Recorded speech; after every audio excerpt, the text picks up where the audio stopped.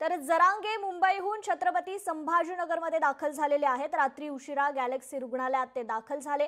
Galaxy रुग्णालयात सध्या त्यांच्यावर उपचार सुरू आहेत। तर किमान 2 आठवडे आरामाचा सल्ला त्यांना डॉक्टरांनी दिलेला आहे। मराठा आरक्षणाच्या मागणीसाठी मुंबई येथे उपोषणाला बसलेले मनोज जरांगे यांनी अखेर आपलं उपोषण सोडलं असून उपचारासाठी ते छत्रपती संभाजीनगरात गॅलेक्सी रुग्णालयात दाखल झालेत। मुंबईवरून परतताच रात्री उशिरा ते रुग्णालयात दाखल झाले।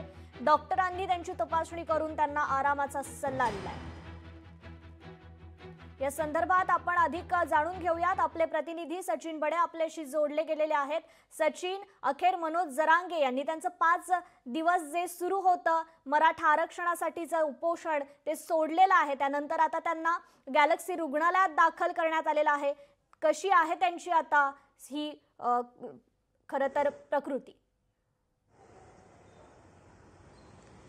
मनोज जरांगे यांनी उपोषण सोडल्यानंतर छत्रपती संभाजीनगरमध्ये उपचार घेण्याचा निर्णय त्यांनी घेतला आणि उपोषण सोडल्याच्या नंतर त्याच घडीला मनोज जरांगे हे स्वतः छत्रपती संभाजीनगरच्या दिशेने रवाना झाले।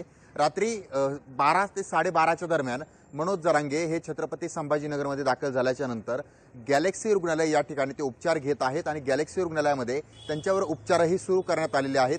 जेव्हा ते आलेले होते तेव्हा पूर्णपणे त्यांना थकवा जाणवत होता, वेदना जाणवत होत्या आणि त्यानंतर या ठिकाणी असणाऱ्या डॉक्टरांनी त्यांच्यावर उपचार सुरू केलेले आहेत आणि त्यासोबतच मनोज जरांगे यांना एक म्हणजे 15 दिवसांचा अर्धा महिन्याचा त्यांना विश्रांतीचा कालावधी जो आहे तो दिलेला आहे। त्यामुळे तुम्हाला म्हणजे 15 दिवस तरी आराम करावा लागेल असा सल्ला जो आहे तो दिलेला आहे। आपण माझ्या मागे पाहू शकता या ठिकाणी छत्रपती संभाजीनगरातील गॅलेक्सी रुग्णालय आहे आणि या रुग्णालयाच्या बाहेर पोलिसांची सुरक्षा जी आहे ती सुद्धा पाहायला मिळते। पोलिसांची वाहनं जी आहेत ती उभा करण्यात आलेली आहेत आणि त्यासोबतच या ठिकाणी उपचार सुरू आहे। जेव्हा जेव्हा मनोज जरांगे यांनी आपलं उपोषण सोडलेलं आहे तेव्हा तेव्हा ते याच रुग्णालयामध्ये उपचारासाठी येतात, दाखल होतात आणि त्यानंतर त्यांची प्रकृती नाजूक असल्याचं देखील या ठिकाणी डॉक्टरांनी सांगितलेलं आहे।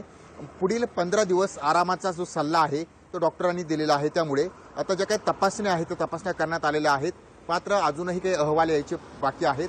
मात्र दुसरीकडे आपण जर पाहत असाल तर या गॅलेक्सी रुग्णालयामध्ये उपचार सुरू आहेत, पोलिसांचा फौज फाटा देखील बाहेर तैनात आहे। तर दुसरीकडे याच रुग्णालयाच्या बाहेर गुलालाचा शिंतडा देखील पाहायला मिळतोय, सडा देखील पडल्याचं पाहायला मिळतोय। कारण रात्री उशिरा जेव्हा दाखल झाले होते मनोज जरांगे तेव्हा त्या ठिकाणी गुलालाची उधळण देखील करण्यात आलेली आहे। निश्चितच सचिन, खरं तर उपोषणा दरम्यानच त्यांची प्रकृती अत्यंत नाजूक होती, त्यांना अशक्तपणा आला होता। त्या संदर्भात अधिक काय अपडेट आहे? आता सध्या त्यांना डॉक्टरांनी काय सल्ला दिलेला आहे? मनोज जरांगे पाटील हे स्वतः अनेक दिवसांपासून उपोषण करत आहेत।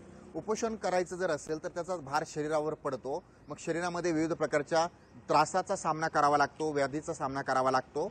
तोच करत असताना मनोज जरांगे यांनी वारंवार बोलून दाखवले की मला त्रास होतो, कारण शरीरामध्ये अन्न नसेल, पाणी नसेल तर त्रास होणं हे साहजिकच आहे। अशामध्ये मनोज जरांगे यांच्या शरीरामध्ये देखील पाण्याची कमी आहे, त्यासोबतच त्यांचं रक्तदाब किंवा बीपी जो आहे यामधील वाढत असलेला किंवा जाणवत असलेला परिणाम हे पाहता मनोज जरांगे यांना स्वतः डॉक्टरांनी 15 दिवसांचा आरामाचा सल्ला दिलेला आहे।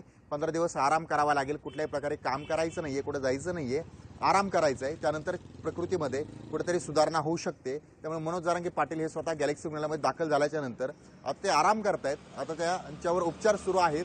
मात्र जेव्हा जेव्हा त्यांचं उपोषण सुटलेलं आहे तेव्हा तेव्हा ते या गॅलेक्सी रुग्णालयातच दाखल झालेले आहेत, कारण इतर रुग्णालयांवर त्यांचा भरोसा नाहीये। कारण त्या ठिकाणी त्यांचं असं मत आहे की माझ्यावर कुठल्याही प्रकारे घातपात होऊ शकतो, त्यामुळे मला विश्वासू जे रुग्णालय आहे ते गॅलेक्सीच आहे, त्यामुळे ते गॅलेक्सीकडे येतात आणि ते पुन्हा एकदा या ठिकाणी उपचार घेत आहेत। मात्र महत्त्वाची भूमिका ही देखील या ठिकाणी म्हणावी लागेल, कारण मनोज जरांगे यांनी उपोषण सोडल्याच्या नंतर आता ते गॅलेक्सी रुग्णालयामध्ये आल्याच्या नंतर त्यांना कोण कोण भेटण्यासाठी येतं, पाठिंबा देण्यासाठी येतं। आणि आणखी एक मुद्दा म्हणजे या ठिकाणी पोलिसांची जी काही सुरक्षा आहे ती देखील वाढवण्यात आलेली आहे। आतापर्यंत एवढी पोलिसांची सुरक्षा जी होती ती पाहायला मिळालेली नव्हती, मात्र यावेळेस ही सुरक्षा देखील पाहायला मिळते।